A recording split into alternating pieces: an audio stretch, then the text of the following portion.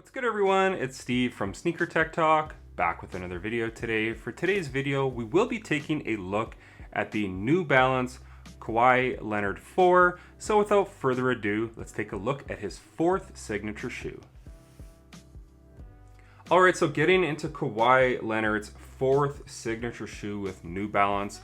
Now right off the bat, I have not tried the 1, 2s, or 3s. They weren't widely available in Canada, at least not in store where I could try them on. JD Sports did have these in store, so I figured I would try them out, see what New Balance is doing within his signature shoe line. I did enjoy a few aspects of the shoe, some not so much.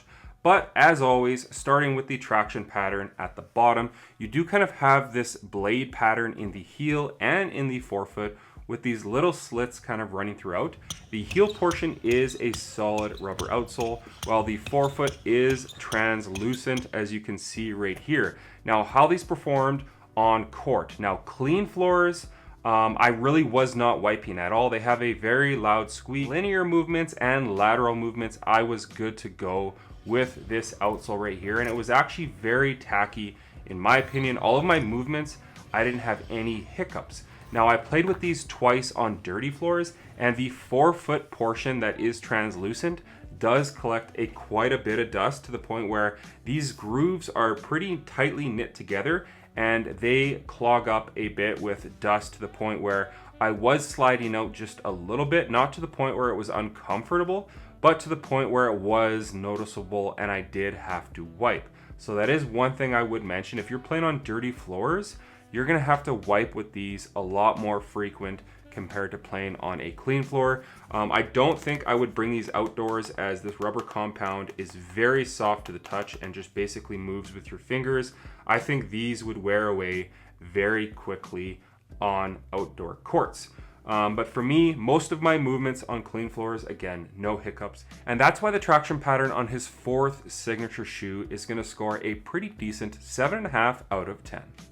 Now, as far as the cushioning goes on his fourth signature shoe, I believe the outside carrier of this shoe is just an EVA. It's a lot more firm to the touch, but directly under your foot, under the insole, you do have a full-length bed, I believe, of fuel cell, as you can see right here, and it's pretty bouncy underfoot. One thing I will mention is it does take some time to break in, because initially it does start out very dense and kind of stiff, and it does loosen up over time. You know, I did play around 8 hours in these, and towards the end they were feeling a lot nicer. And the insole, I do have one popped out here. You do kind of have this blue, almost like polyurethane dense foam.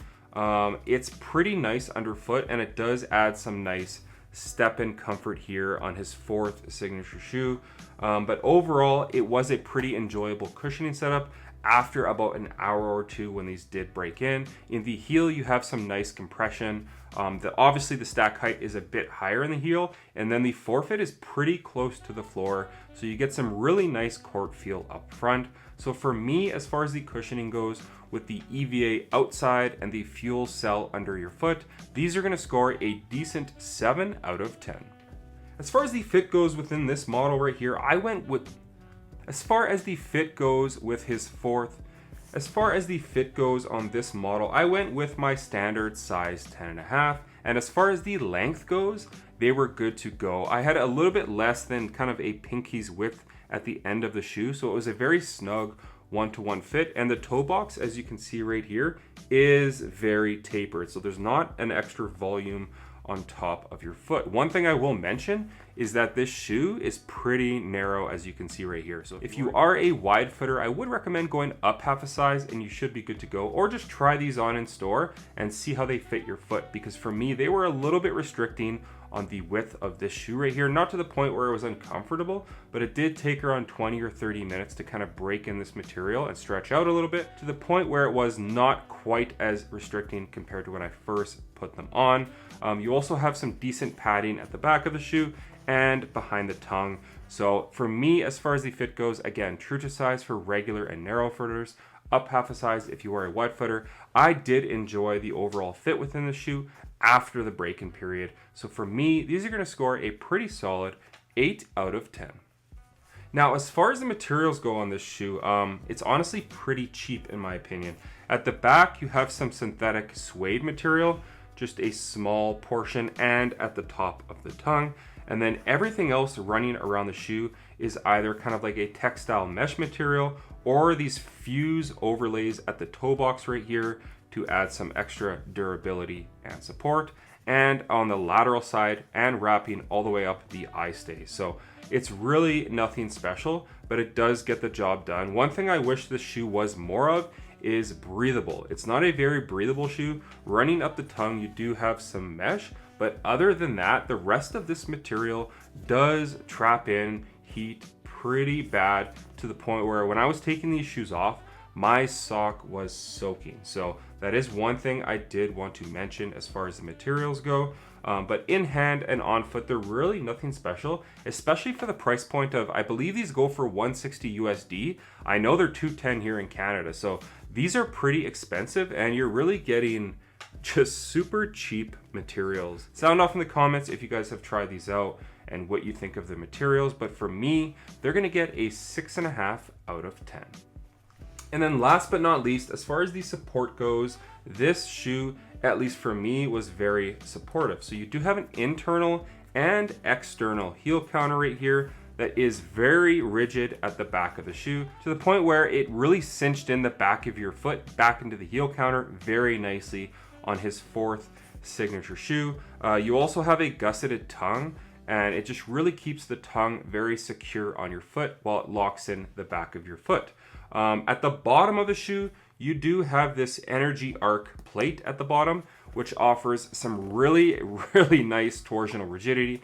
And when you run or jump in the shoe, it does have that really propelling feeling underfoot. So that is something that was very much enjoyable. And you also have this little clip right here, and your foot is also seated housed within this midsole, to the point where when you make hard lateral cuts coupled with this material, at least for me, my foot was not sliding over the footbed. Just keep in mind, this footbed is not very wide because the overall last of the shoe is a bit more narrow than your standard basketball shoes on the market. But for me, with just the heel counter, the plate at the bottom, and then the materials, and then obviously having your proper size and fit, this was a very supportive basketball shoe, whether it was at the back of the shoe, under the arch, or on those hard lateral cuts. And that's why these are gonna score a very solid 9 out of 10.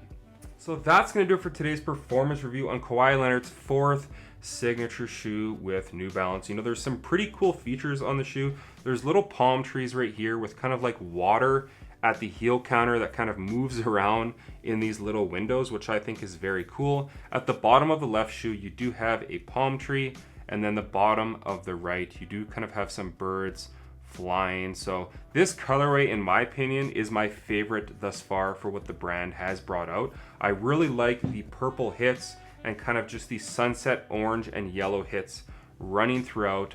Obviously his name at the back, his number on the tongue, and then I really like this N right here, obviously for New Balance on the medial side. But sound off in the comments if you guys have tried these out and what you think of them. For me, the standout features are definitely the traction on clean floors.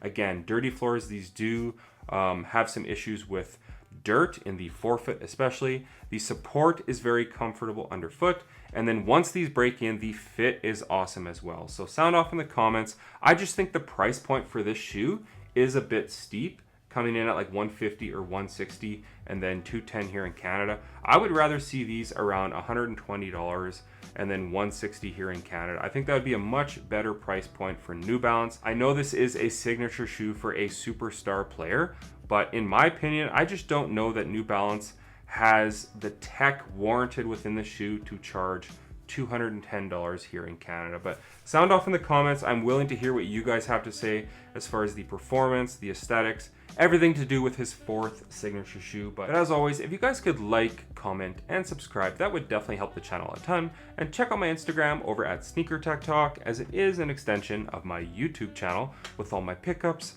basketball footage, and nostalgia as a whole. As always, thanks for watching today's video, and until next time, peace.